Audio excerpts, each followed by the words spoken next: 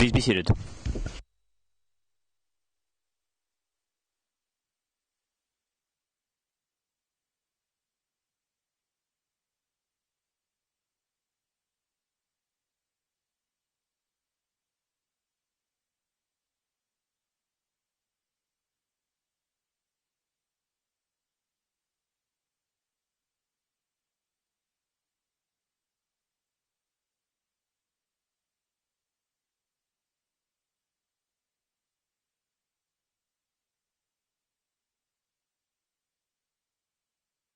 Bien. The court is back in session. We broke for a little longer because the doctor told us that we needed to have 30-minute breaks every hour and a quarter. So we complied with his instructions. So we had a break that lasted 30 minutes. But now you can resume, Mr. Šešelj. You may proceed.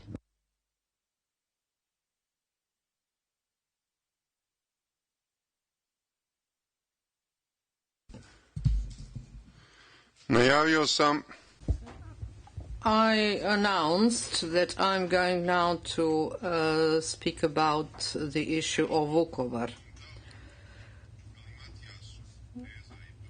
In all this abundance of submissions and counter-submissions and statements and counter-statements, the RTP insists that I was the leader of the Serbian Chetnik movement, the Serbian Radical Party, and that I introduced myself as such. Here it has been proven that there were at least two stages of sending SRS volunteers to the front lines. The first stages took place before the JNA became involved in the armed conflict.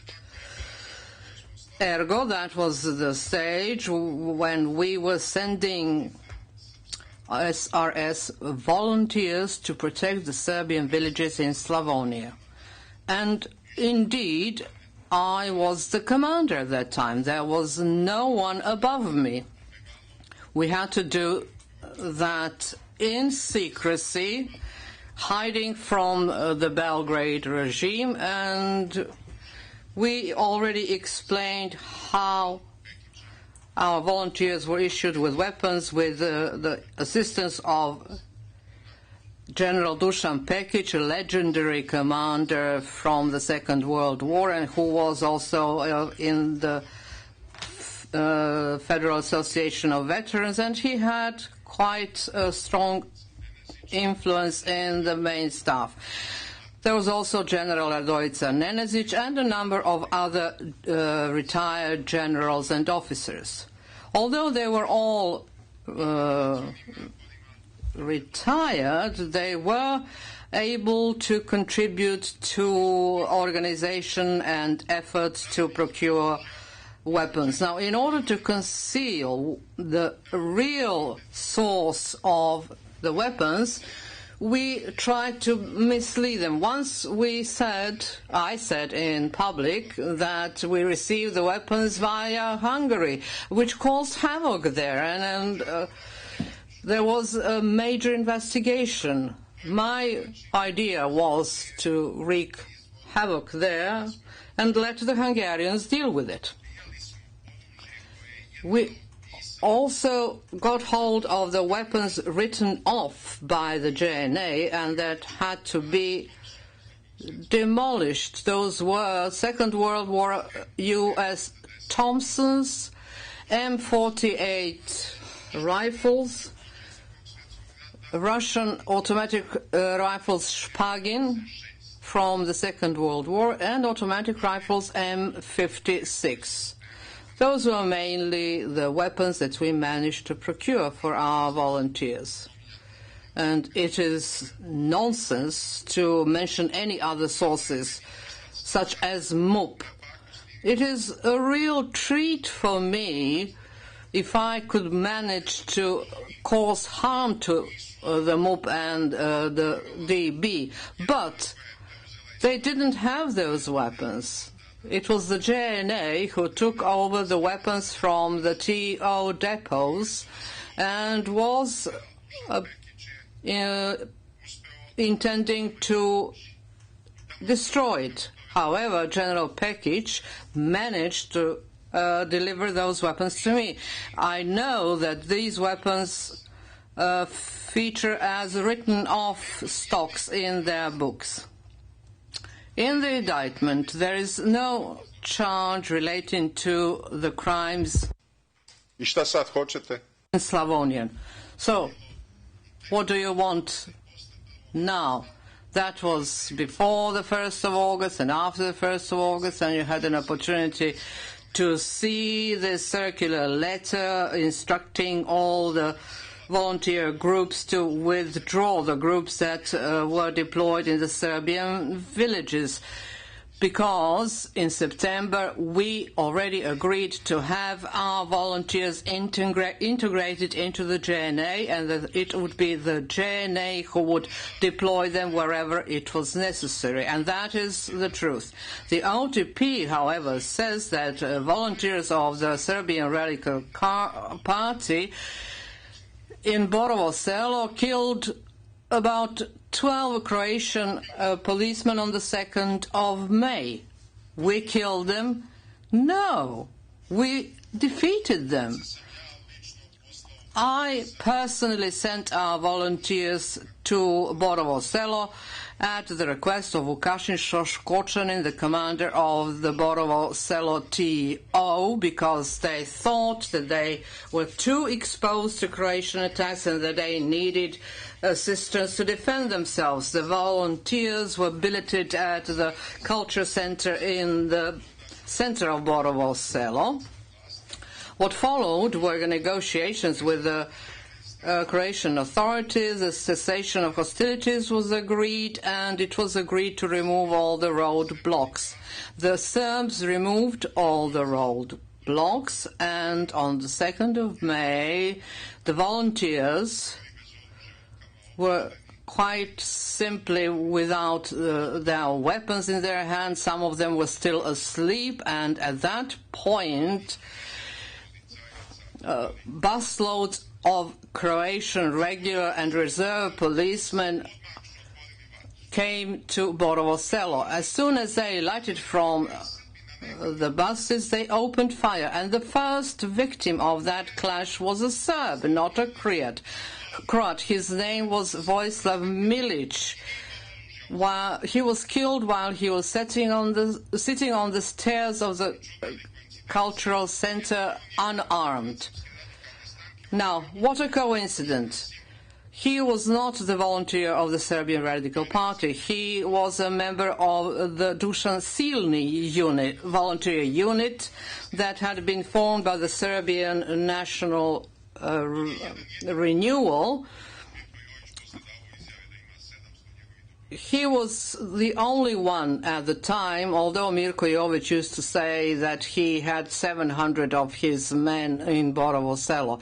This is rubbish. There were volunteers from the Serbian Radical Party, and as soon as they heard shots, they grabbed their weapons and returned fire and were victorious.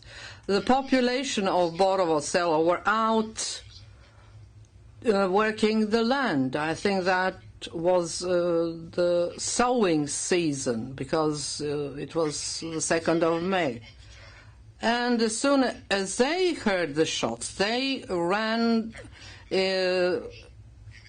trying to get hold of their weapons. And that is how the Croats were defeated, and after that they pleaded with the JNA to come and to rescue them from the encirclement. An armored unit of the JNA came and took them out of Borovo Selo, and as soon as that happened, the Serbs stopped shooting. According to our records, more than 12 Croatian policemen were killed. However, later on we found out that those were Kurdish mercenaries, and that the Croats never registered them as war losses. They just buried them in an unknown location, so without reporting this to anyone. At Ovčara there were also 7 Kurdish mercenaries, and I presume that they were never identified. You could hear that when this Croatian expert, what was his name, I don't know, testified here. He confirmed that there were 7 victims that were never identified. Yes, his name was Davor Strinović. So, we achieved a great victory in Borovo Selo, and it makes us proud to this day. Our volunteers did not attack a Croatian village. They did not kill Croats there. Instead, our volunteers defended a Serbian village, and in the course of the fighting, and I underline in the course of fighting, they killed 12 Croatian police officers.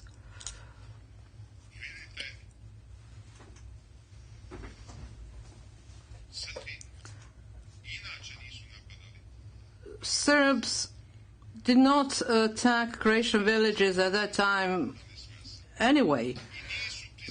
They were only concerned about defending their own villages. They did not recognize the departure of Croatia from Yugoslavia. They did not recognize the Croatian move to strip them of the status of a constituent people, and they didn't want to see the Ustaša regime checkered flag becoming an emblem on the police uniforms. They didn't want to agree to that. So now what? It turns out the Serbs are the criminals simply because they were defending themselves. Govorili sa JNA, kad je JNA ušla u borbu. When we made an agreement with the JNA, when the JNA joined in the fighting, and that is the start of the indictment period from the 1st of August onwards, you can throw down the drain all the charges before the 1st of August. Anything before the 1st of August cannot come under the indictment, and you cannot make a judgment on the basis of that. You can draw your own conclusions, of course, how bad a person I am. You may believe that I am the worst person in the world, or one of the worst. What do I care? God forbid that you should praise me or have a good opinion of me. That would be a problem.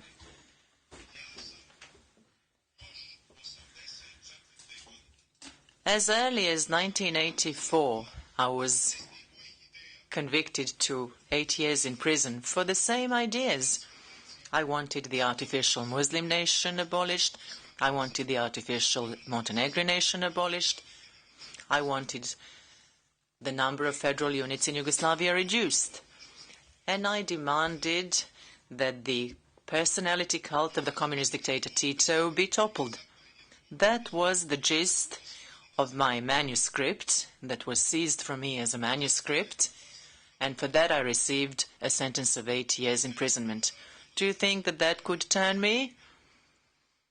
The prison in Zenica was much harder than this one in Scheveningen, and it still could not shake my views and beliefs. There is continuity in that as well. You, in the trial chamber, and the prosecution, when you look in my earlier speeches for a basis for your charges, why don't you look in 1984, when I was fighting the communist regime? You can even start before 1981, when I was some sort of local semi-dissident. That is my life path. It follows a certain course, and your judgment cannot put a stop to it. And I'm proud of it. If I were to be born again, I would take that path once more. Kad smo dogovorili sa JNA. So when we made this agreement with the JNA that we should send volunteers to their units, or TO units, that were integrated into the JNA, because wherever JNA was involved in the fighting, it took over command over the entire territorial defense. That's how the laws worked at the time.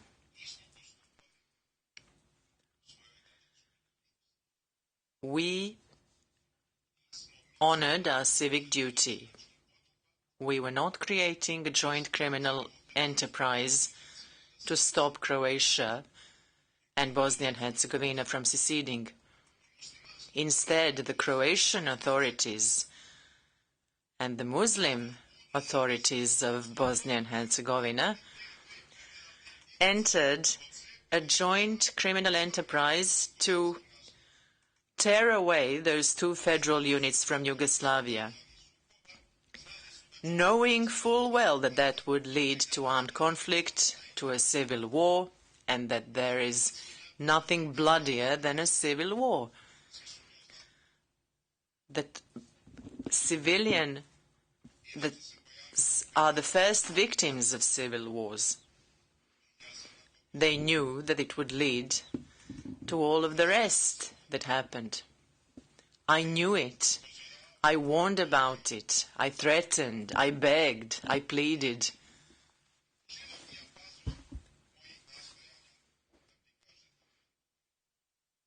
You can look at a wide range of my efforts for that purpose. At a large rally in Banja Luka in November 91, during a 2-hour speech,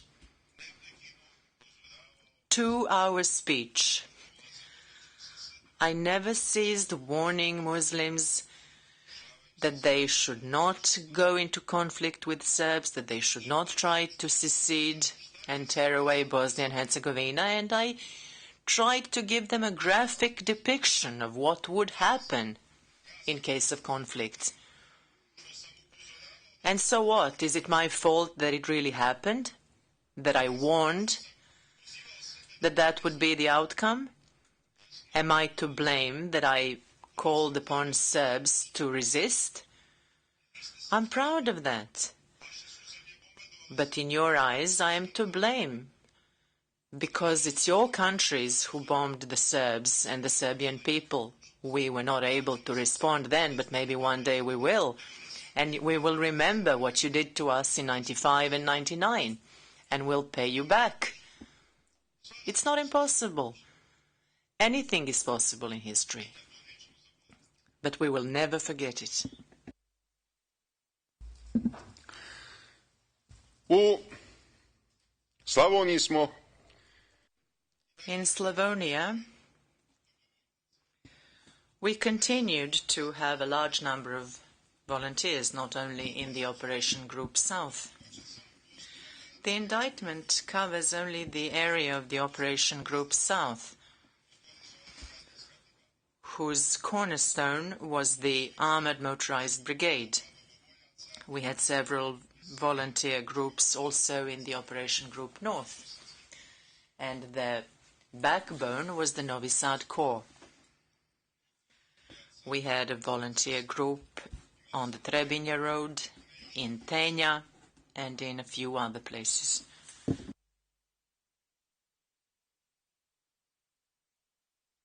Trpinja Road, interpreter's correction. The indictment covers only the area of the Operation Group South, but you keep stressing that we had volunteers here and there. In September, October, November, Arkan did not have any training center in Erdut. Erdut housed a training center for the territorial defense of the Slavonia, Baranja, and Western Srem. Radovan Stojičić Bađa controlled that, the one who later became the police minister in Serbia.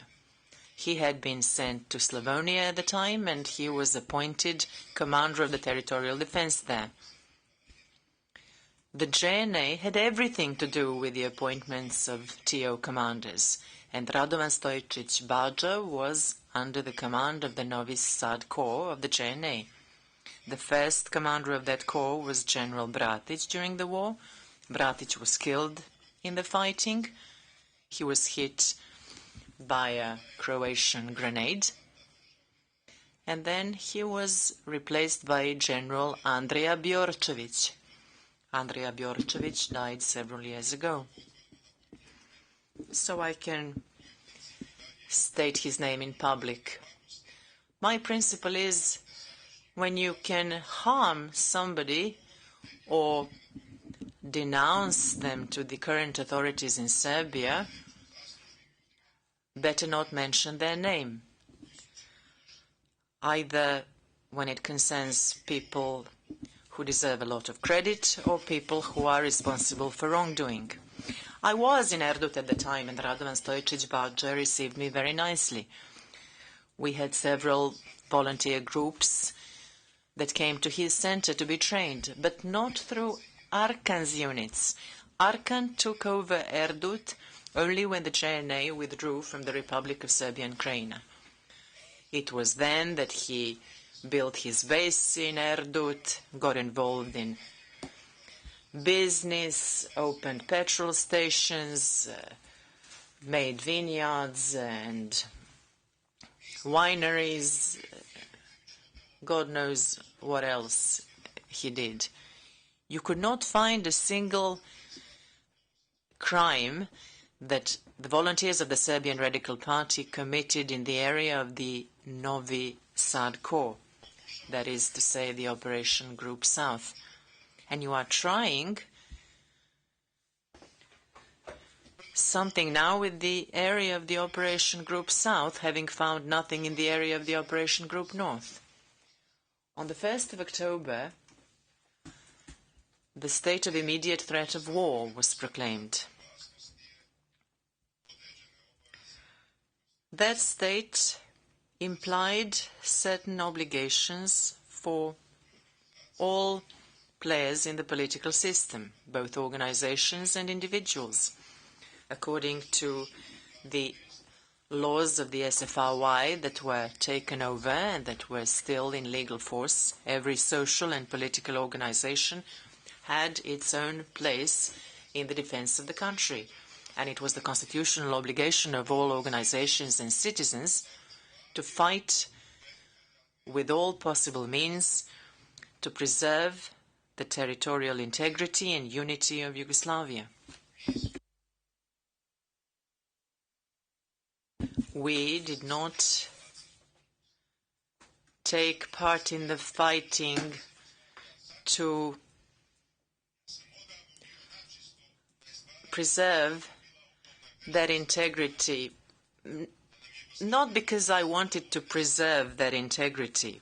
I personally believed that the creation of Yugoslavia was a mistake that brought us only misfortune. But I was aware that the constellation of international forces was not to our advantage at the time, and it was only through fighting for preserving Yugoslavia that we could preserve our interests. That was the only political lever we could use. And that's why we started sending volunteers to join the Guards Brigade. When the Guards Brigade came to Vukovar, it found there 3 TO units.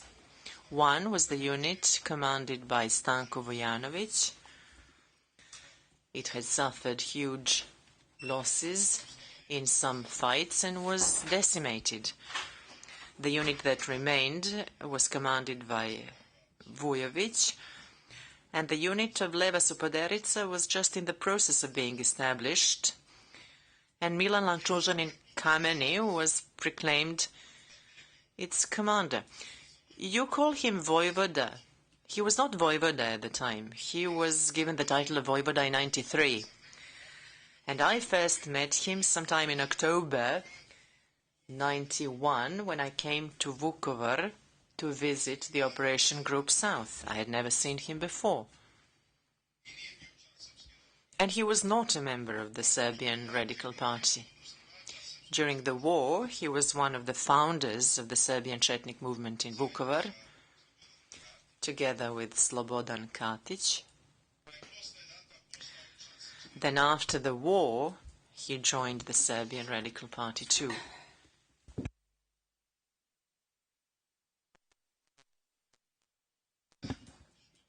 The staff of the Motorized Guards Brigade decided that the volunteers of the SRS should join the Leva Supoderica unit, which at one point had 400 or even 500 men. I couldn't tell now.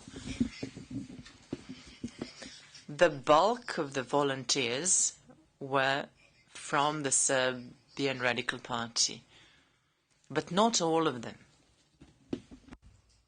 Mada vi pokušavate to. However hard you are trying to portray it that way. Somebody who wore the 5-pointed star on their cap throughout the war could not possibly be a volunteer of the Serbian Radical Party. That's impossible. I, as the first openly self-declared anti-communist dissident, even before Gilas, who never declared himself as such, I was the first one. How could I allow that somebody wearing a 5-pointed red star on their cap join the volunteers of the Serbian Radical Party? And such a star was always worn, for instance, by Predrag Milojević Kinez. But after the war, Kinez denounced it and stopped wearing it. And then he joined our party. You also said that a certain Topola was a member of the Leva Supoderica unit. And the first prosecution witness, Goran Stoparić, remember, he was coached by Nataša Kandić herself. He lived in her apartment while he was preparing to testify in this case and in some other cases, and then he was given residence in one Western country, given a job. You rewarded him generously for his testimony. However, you didn't treat everyone so well, so you fared badly with some other prosecution witnesses, and they turned against you. Goran Stoparić confirmed here that Topola was a member of that unit, that he was undisciplined, and that Kameni had expelled him from the unit, after which he wandered around Vukovar under nobody's control. There was also a witness, number 051, who claimed that Topola was already a voivoda when he was in Vukovar, and he made up some sort of conflict between them.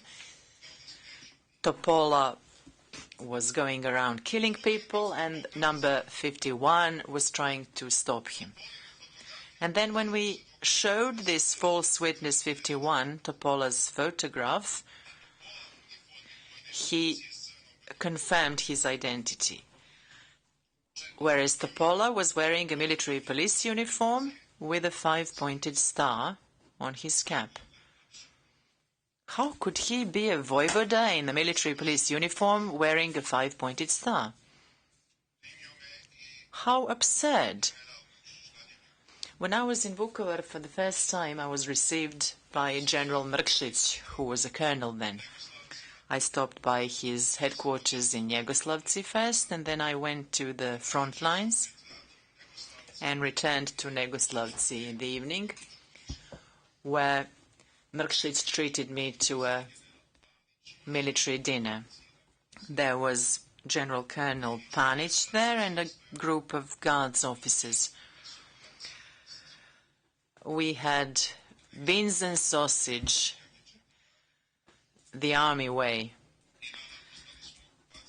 Don't think that it was some sort of roast lamb or something. We stayed until the small hours, and then I returned to Belgrade. The second time I was in Vukovar was on the 8th of November. Perhaps a few days earlier or later, it doesn't matter. It could have been the 8th November. I did not stop to see Mrkšić at all on that occasion. I only toward the front lines. I spent several nights on the front lines. I spent the night in the house of Milan Lačužan in Kameni, and during that night, a Croatian aircraft dropped a full boiler of explosives on that house. It missed. This boiler fell into the yard and exploded. I was accompanied by Misha Albijanić, president of some Serbian organization from Kosovo. He walked around the rest of the night. He couldn't sleep anymore. I just turned over and continued sleeping. I took a shower, naked to my waist, in the yard the next morning, and I was photographed doing that by Tomislav Peternek, a well-known photographer. That photograph was published in the Yugoslav magazine Nin. So I was on the front lines all the time. But you first made up that I had a meeting with officers in the house of Stanko Vujanović, and then you brought a false witness number 027 to confirm that. From his memory, but mainly based on his notebook, he confirmed I was at that meeting and that I said that, among other things, not a single Ustasha could leave Vukovar alive, which constituted an instruction to kill all Ustashas. However, that meeting did not happen. And it was obvious that this false witness had used a different pen to add the passage containing that statement of mine. On whose instructions? General Vasiljević's, of course. That false witness was disqualified in the Mrkšić et al. Case. They found him unreliable. However, here he was found reliable. The Mrkšić and the Radić judgment does not know anything about such a meeting where I instructed the officers of the Guards Brigade to kill prisoners under the pretext that it was the Ustasha who were being killed. Let's put that aside. Let's put aside the fact that I really couldn't say anything nice about Ustasha. I really would like to see all the Ustasha dead, and perhaps somewhere in Belgrade or somewhere in Zaječar or somewhere in Leskovac or in Vranje. I indeed did state something to that effect, but I never held a meeting in Vukovar. And when that fell through, then you presented 2 or 3 witnesses who spoke about rallies on the streets of Vukovar, where I allegedly said that no single Ustasha should leave Vukovar alive. How could anybody hold a rally in Vukovar under the constant barrage of Croatian artillery fire from Mitnica and Nuštar? Mitnica is one part of Vukovar, which was the main stronghold of the Ustashi forces, and Nuštar is a village a little bit outside of Vukovar, close to Vinkovac, where the Croatian artillery was stationed. And from there, they opened fire from cannons and howitzers. And all of a sudden, there's me holding rallies under artillery fire.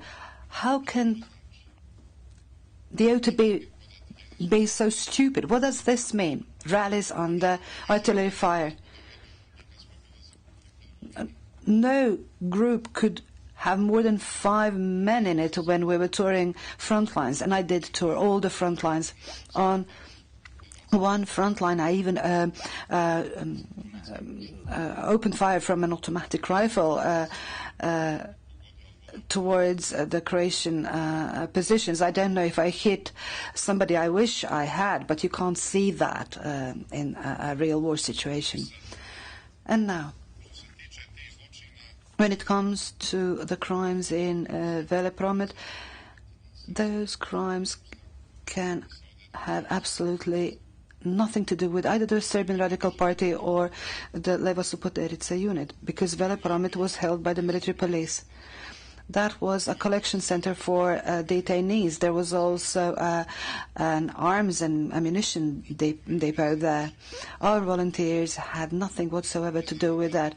I don't even know whether any crimes happened there, because the statements of various witnesses are very contradicting in that respect. A crime that certainly and surely happened was the crime at Ovčara. You, as the OTP, instead of shedding light on that crime, all that time you tried to put as much of it under the carpet, and that's your additional problem. You falsely represented the organizers and the perpetrators of that crime. First of all, when did that crime happen? Vukovar fell on the 18th of November, and the crime happened during the night between the 12th and the 13th of November.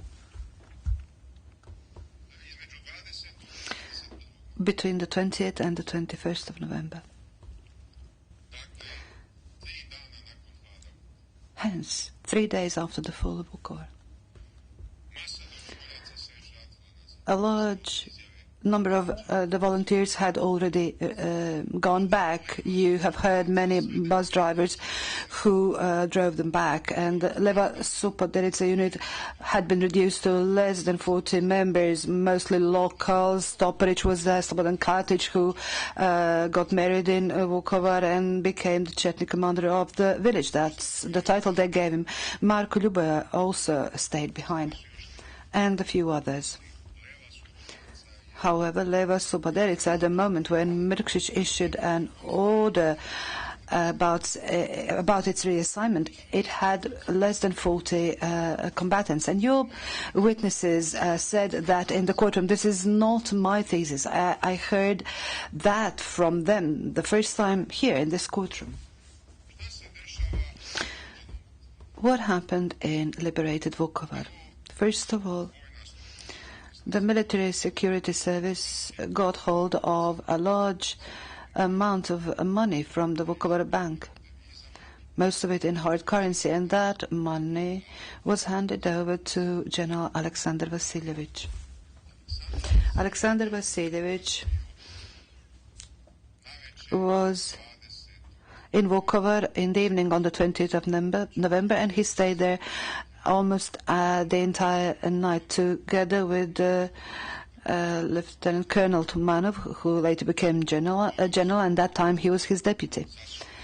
They had brought Colonel Bogdan Vujic, Colonel Tomic, and Colonel Kijanovic with them. We're talking about 3 people who had already been retired for a long time. They had been reactivated. They had been recalled from retirement without any papers. They put on uniforms, they took pistols, and they set out in the direction of Vukovar, and their task was to do the triage of detainees. Why would they have done the triage there? Up to then, the triage of all the detainees was carried out in Sremska Mitrovica. Part of that prison had been turned into a prisoner of war camp.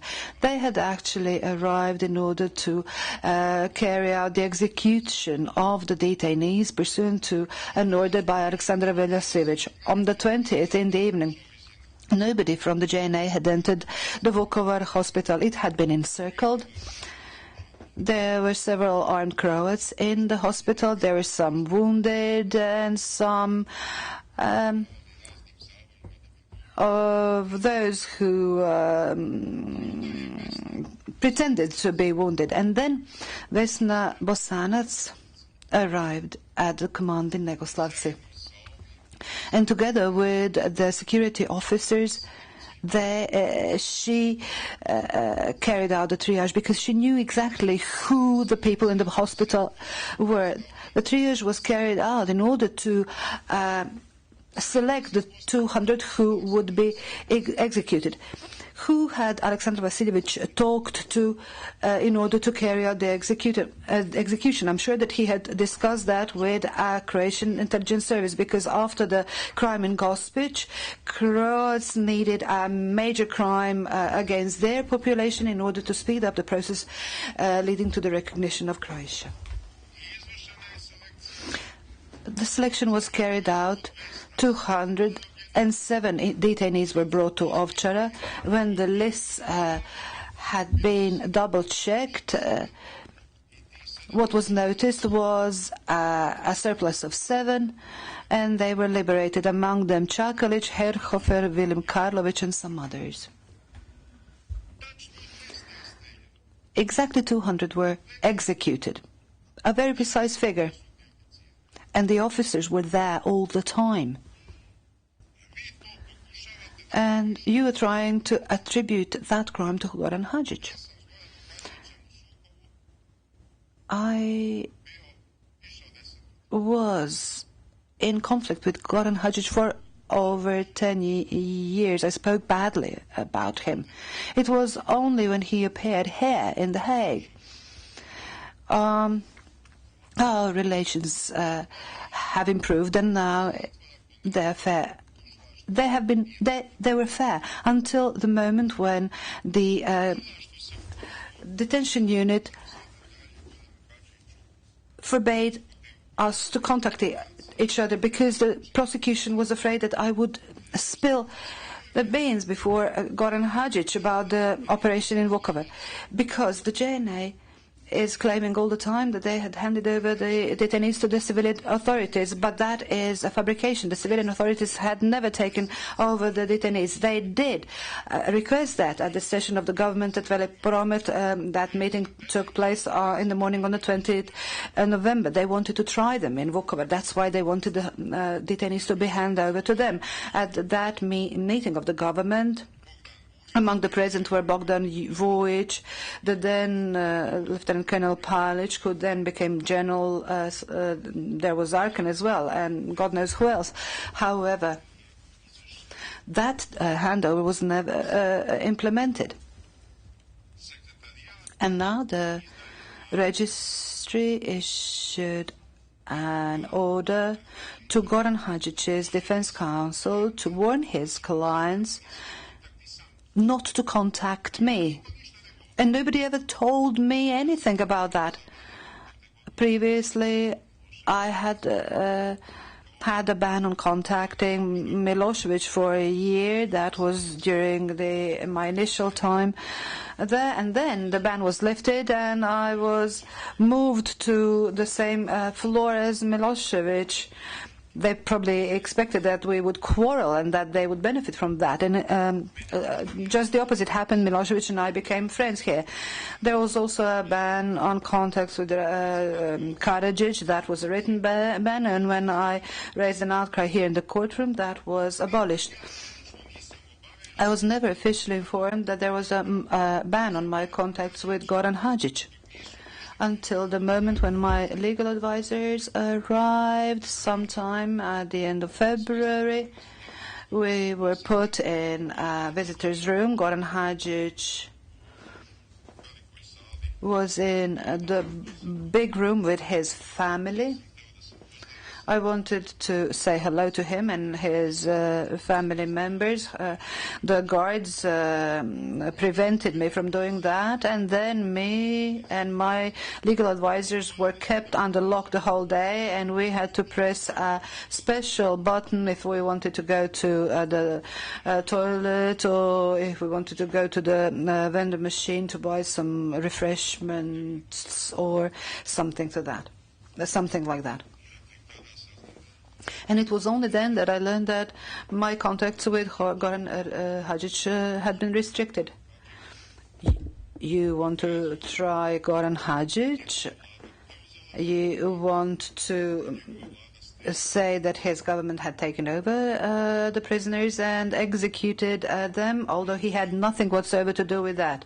You want to protect Alexander Vasilyevich. You say that Šešelj participated in the execution. You're lying.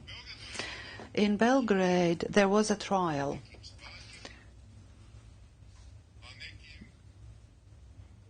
against some real perpetrators and some fabricated perpetrators of crimes at Ovčara. Milan Lančužević Kameni Ceca, whose name I can't remember at the moment. I was not in a position to prepare all that because I have not been able to do much since the beginning of December. Even watching television sometimes is hard, but I'm not complaining. That's what you wanted. You wanted me to have no defense. Marko Ljuboje and Slobodan Katic were also on trial. Slobodan Katic and Marko Ljuboje, as volunteers of this SRS, were immediately set free. Kamen and Setsa were sentenced to 20 years. However, at the repeated trials, all the charges for murders were dropped, and therefore they were sentenced to 5 or 6 years on account of having ill-treated prisoners of war. And Kines was sentenced to 20 years. Yet again, he had sported the 5-pointed star, and then he became a member of the Serbian Radical Party. I don't want you to think that I'm giving up on him. He was a fantastic fighter. I was bothered by his 5-pointed star during the war. He was sentenced to 20 years because a false witness who had participated in a crime, who had admitted that he had participated in a crime, who also appeared in this case, he claimed that Kines was standing on the brink of the pit and that he was there to fire from the Magnum pistol to shoot in the heads of those who were not dead. Davor Strinovic demonstrated here in this courtroom that not a single casing or a bullet from Magnum was found on the crime scene. They did the identification, a very correct one, in order to establish what arms were used.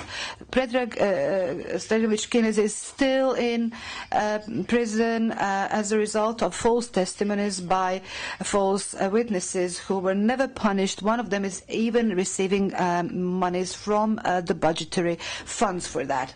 There you have it. This is your justice.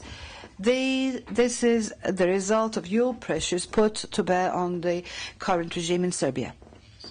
Alexander Vasiljevic never missed a hair from his head. And now, judges, I'm sure you will remember how many times I've already explained all that in the courtroom when I examined various witnesses. If you don't remember, never mind. It's neither here nor there.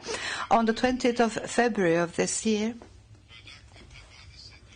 20 days ago, that is, I received from the OTP a confirmation on the number 670 about the disclosure of documents pursuant to Rule 681.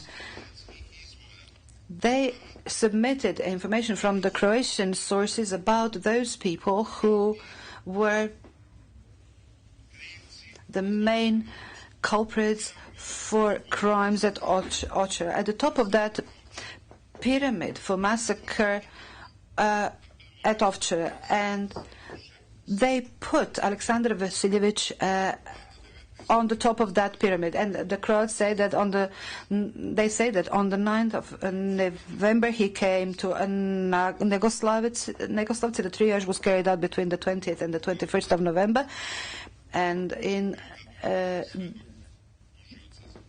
The Hague and in Belgrade, he testified as a prosecution witness for Ovčara. Under 2, they say Bogdan Vujović Vasiljevic, his friend, he was reactivated from retirement in September 1991. He was an experienced counterintelligence officer. He arrived with the first one on the same day from Belgrade. They mentioned several other lower-ranking officers. I oni sve znaju. They know everything. They know about the role of Vesna Bosanac.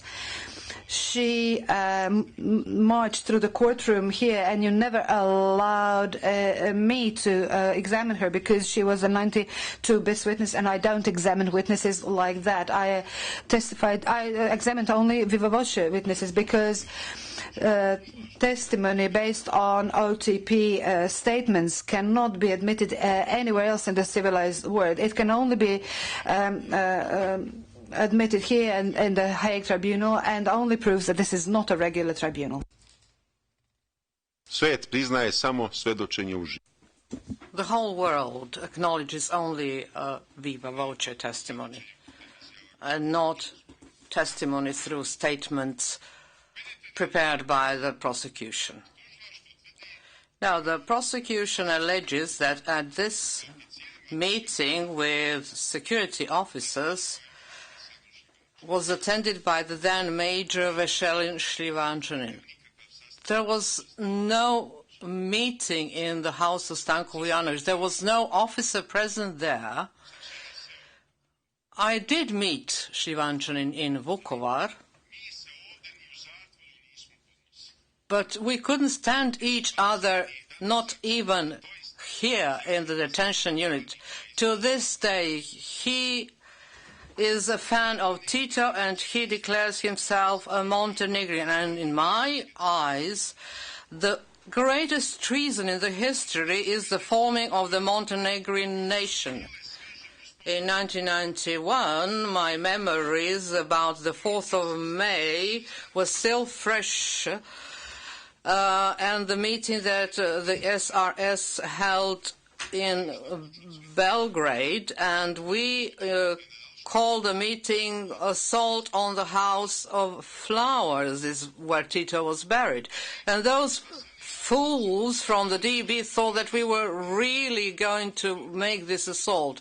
Šljivančanin himself installed machine gun nests around his grave lest we should attack it.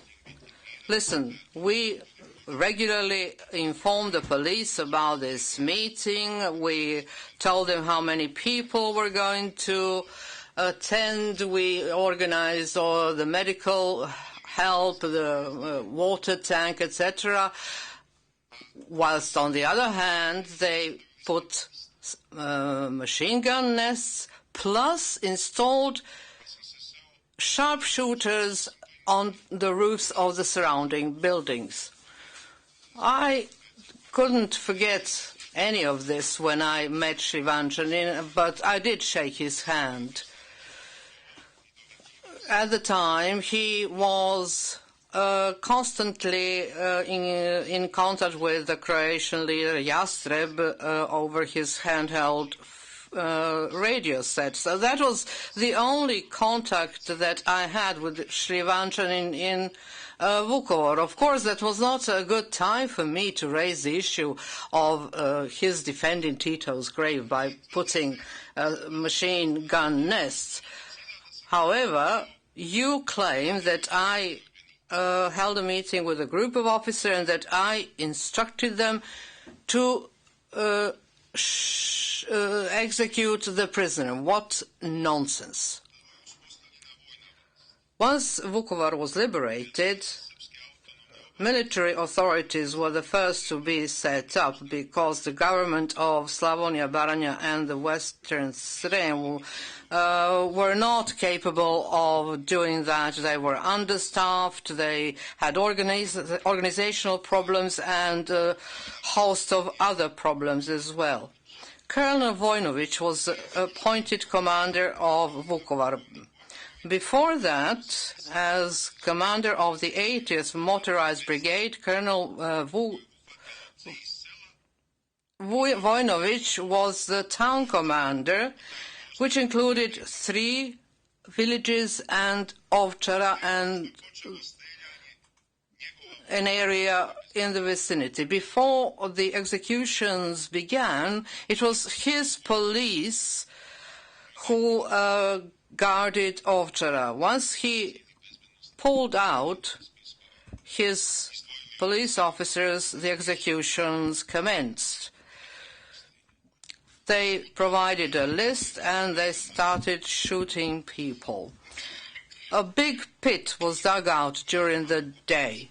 They used an army excavator, and that was done on Vasilievich's orders. Now,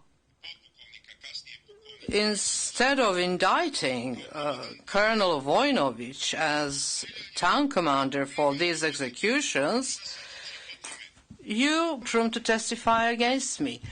He couldn't place any blame at my doorstep. He tried to defend himself in every possible way, and since he testified as 92 bis, and you did that on purpose, you deprived me of an opportunity to cross-examine him. That would be devastating. Imagine him coming here to testify against me, who is still held responsible for Ovčara. After the liberation of Vukovar, pathologist teams from Belgrade arrived on the spot and they exhumed bodies from several locations. During the war, both the Croatian and the Serbian sides buried their dead wherever it was convenient. It was impossible to burn the bodies, as one of your false witnesses claimed that I had said that some 7 dead Croats should be burned. You know what stench exudes from burning bodies. That would be something like a chemical warfare, and I don't know who would be more endangered by that, whether it would be the Croats or the Serbs. So the people were buried in various places. Sometimes the places were marked, sometimes not. This team of pathologists conducted exhumations properly, and they buried all the Croats and the Serbs at the Vukovar cemetery. Those who they could not identify, they marked them with a number. However, no one came even close to Ovčara. Now it seems that it was I who organized the executions in Ovčara, while Colonel Vujnović didn't even know about it. Listen, all the officers knew about the shooting the next day.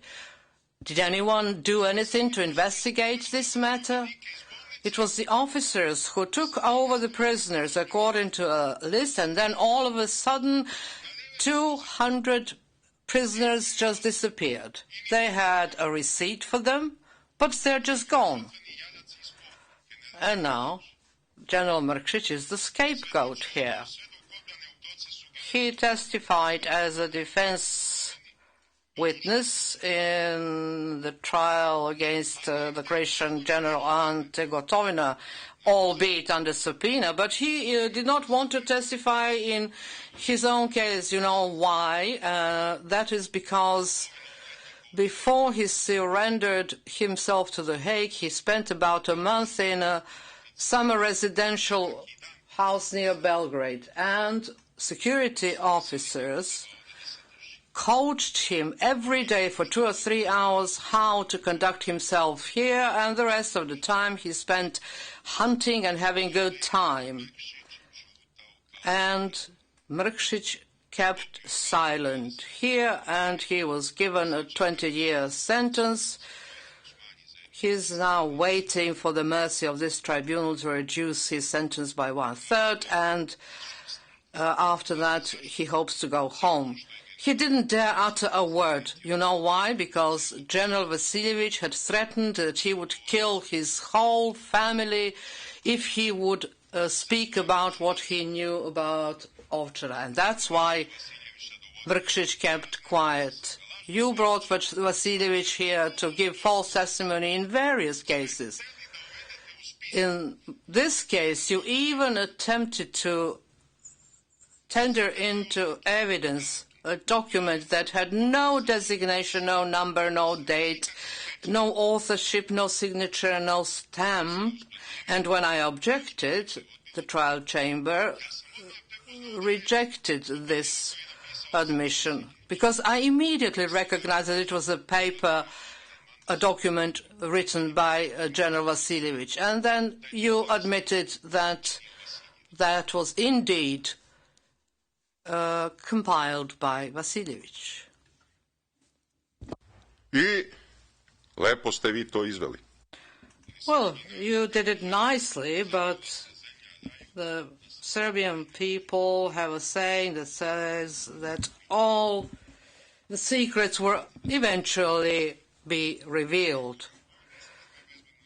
Ergo, the role of the military security will eventually have to be revealed, and what the role of Vesna Bosanac was and some other people as well.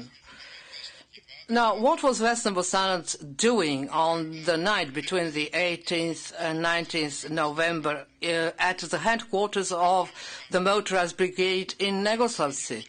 What was she doing meeting Vasilievich, Shlivanchanin and the others? I won't mention that she had to sleep in the bed of the then Colonel Pavkovich, who is now General. Now let me tell you once again that Pavkovich was not there at the time. She just slept in his bed. What was the purpose of her visit to Negoslavci at all? Why didn't she stay at the hospital with her wounded and her patients? Why didn't she wait for the authorities to come? Why was everybody waiting for whole 3 days to evacuate the sick and the wounded from the hospital? Vukovar fell on the 18th. Why waiting? Well, that was done in order to properly organize a major crime that would be attributed to the Serbs. The Serbian people have nothing to do with this crime. It was easy to find a few direct perpetrators. It's never difficult. It was done in Ovčara, it was done in Srebrenica. You can always find someone who lost all members of his family, whose children were killed, and who was ready to kill other people for revenge. That's not a problem at all. But you never wanted to establish who masterminded that. And even the Belgrade regime is reluctant to delve into that matter. Recently, Snežana Malović, our Minister of Justice, told a high official of the Serbian Radical Party the following: you are absolutely right about Aleksandar Vasilievich, but we are not able to set things in motion. So you see what's happening. General Vasilievich's 2 daughters are living in Canada. He also wanted to emigrate to Canada, but he hasn't finished his business in Belgrade yet. In other words, your daughters are welcome, but your hands are too dirty. We cannot accept you, but we are going to use you again. Did we pass the time of 1.5 hours? Bien. Oh, I thought you still had another 12 minutes. Are we going to work until 5:30, or would you rather have a break now? I am a bit tired. Maybe it's better if we took a break now. And then in the next section, I'll speak for more than an hour. We're going to have a break now for 30 minutes. All right, we will be back.